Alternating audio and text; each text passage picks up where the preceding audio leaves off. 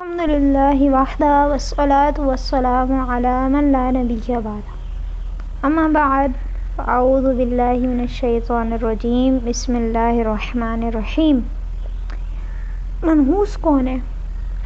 کیا شریعت میں منحوس ہونے کا تصور ہے؟ کیا کوئی منحوس ہو سکتا ہے؟ آئیے جانتے ہیں آج کی اس ویڈیو میں۔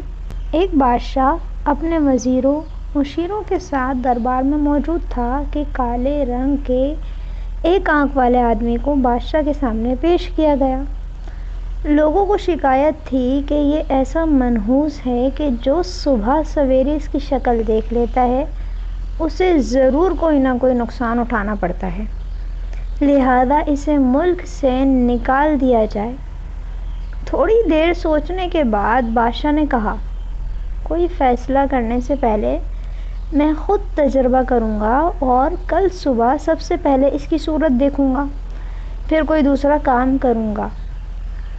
اگلے دن جب بادشاہ بیدار ہوا اور خوابگاہ کا دروازہ کھلا تو وہی ایک آنکھ والا آدمی سامنے کھڑا تھا۔ بادشاہ اس کو دیکھ کر واپس پلٹ آیا اور دربار میں جانے کے لیے تیار ہونے لگا۔ لباس تبدیل کر کے جو ہی بادشاہ نے جوتے میں اپنا پاؤں ڈالا اس میں موجود زہریلے بچھو نے ڈنگ مار دیا۔ بادشاہ کی چیخیں بلند ہوئیں تو خدمتگار بھاگم بھاگ اس کے پاس پہنچے۔ زہر کے اثر سے بادشاہ کا سرخ و سفید چہرہ نیلا پڑ چکا تھا۔ محل میں شور مچ گیا کہ بادشاہ سلامت کو بچھو نے کاٹ لیا ہے۔ چند لمحوں میں وزیر خاص بھی پہنچ گئے۔ ہاتھوں ہاتھ شاہی طبیب کو طلب کر لیا گیا جس نے بڑی مہارت سے بادشاہ کا علاج شروع کر دیا۔ جیسے تیسے کر کے بادشاہ کی جان تو بچ گئی لیکن اسے کئی روز بستر اعلی حالت پر گزارنا پڑے۔ جب طبیعت ذرا سنبھلی اور بادشاہ دربار میں بیٹھا تو ایک آنکھ والے آدمی کو دوبارہ پیش کیا گیا تاکہ اسے سزا سنائی جائے، کیونکہ شکایت کرنے والوں کا کہنا تھا کہ اب اس کے منحوس ہونے کا تجربہ خود بادشاہ سلامت کر چکے ہیں۔ وہ شخص رو رو کر رحم کی فریاد کرنے لگا کہ مجھے میرے وطن سے نہ نکالا جائے۔ یہ دیکھ کر ایک وزیر کو اس پر رحم آ گیا۔ اس نے بادشاہ سے بولنے کی اجازت لی اور کہنے لگا، بادشاہ سلامت، آپ نے صبح صبح اس کی صورت دیکھی تو آپ کو بچھو نے کاٹ لیا، اس لیے یہ منحوس ٹھہرا، لیکن معاف کیجیے گا کہ اس نے بھی صبح سویرے آپ کا چہرہ دیکھا تھا جس کے بعد سے یہ اب تک قید میں تھا اور اب شاید اسے ملک بدری یعنی ملک چھوڑنے کی سزا سنا دی جائے گی۔ تو ذرا ٹھنڈے دل سے غور کیجیے کہ منحوس کون، یہ شخص یا آپ؟ یہ سن کر بادشاہ لاجواب ہو گیا اور ایک آنکھ والے آدمی کو نہ صرف آزاد کر دیا بلکہ اعلان کر دیا کہ آئندہ کسی نے اس کو منحوس کہا تو اسے سخت سزا دی جائے گی۔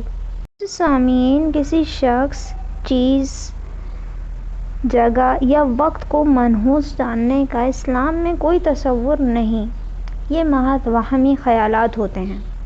اعلیٰ حضرت امام اہل سنت مجدد دین و ملت مولانا الشاہ امام احمد رضا خان رحمۃ اللہ تعالیٰ علیہ سے اسی نوعیت کا سوال کیا گیا۔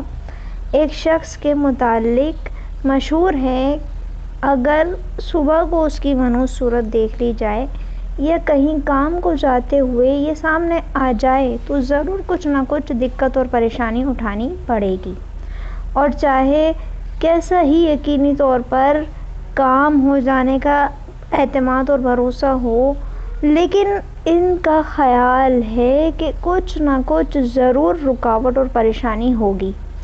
چنانچہ ان لوگوں کو ان کے خیال کے مناسب ہر بار تجربہ ہوتا رہتا ہے اور وہ برے اور وہ لوگ برابر اس امر یعنی بات کا خیال رکھتے ہیں کہ اگر کہیں جاتے ہوئے اس کا سامنا ہو جائے تو اپنے مکان پر واپس آ جاتے ہیں، اور تھوڑی دیر بعد یہ معلوم کر کے کہ وہ منحوس سامنے تو نہیں، اپنے کام کے لیے جاتے ہیں۔ اب سوال یہ ہے کہ ان لوگوں کا یہ عقیدہ اور طرز عمل کیسا ہے؟ کوئی قباحت شرعیہ تو نہیں؟ اعلیٰ حضرت رحمۃ اللہ تعالی علیہ نے جواب دیا کہ شرع مطہر میں اس کی کچھ اصل نہیں۔ لوگوں کا وہم سامنے آتا ہے۔ شریعت میں حکم ہے اذا تطیرتم فامدوا، یعنی جب کوئی شگون بد گمان میں آئے تو اس پر عمل نہ کرو۔ وہ طریقہ محض ہندوانہ ہے۔ مسلمانوں کو ایسی جگہ چاہیے کہ اللہم لا طیر الا طیرک ولا خیر الا خیرک ولا الہ غیرک، یعنی اے اللہ نہیں ہے کوئی برائی مگر تیری طرف سے، اور نہیں ہے کوئی بھلائی مگر تیری طرف سے، اور تیرے سوا کوئی معبود نہیں۔ پڑھ لے اور اپنے رب عز و جل پر بھروسہ کرے، اپنے کام کو چلا جائے، ہرگز نہ رکے نہ واپس آئے۔ واللہ تعالی عالم۔ کسی شخص کو منحوس قرار دینے میں اس کی سخت دل آزاری ہے اور اس سے تہمت دھرنے کا گناہ بھی ہوتا ہے، اور یہ دونوں جہنم میں لے جانے والے کام ہیں۔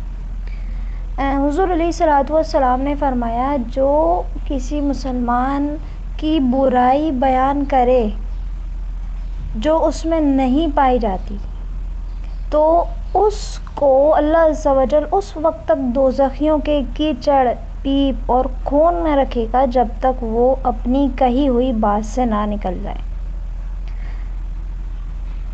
ایک اور حدیث پاک ہے، حضور صلی اللہ تعالی علیہ وسلم نے فرمایا من آذا مسلما فقد آذانی ومن آذانی فقد آذى اللہ، یعنی جس نے بلا وجہ شرعی کسی مسلمان کو ایذا دی اس نے مجھے ایذا دی، اور جس نے مجھے ایذا دی اس نے اللہ تبارک و تعالیٰ کو ایذا دی، اور اللہ تبارک و تعالیٰ کو ایذا دینے والے جو ہیں ان پر اللہ اور رسول کی لعنت ہے، اور دنیا اور آخرت میں ان کے لیے ذلت کا عذاب تیار رکھا ہے۔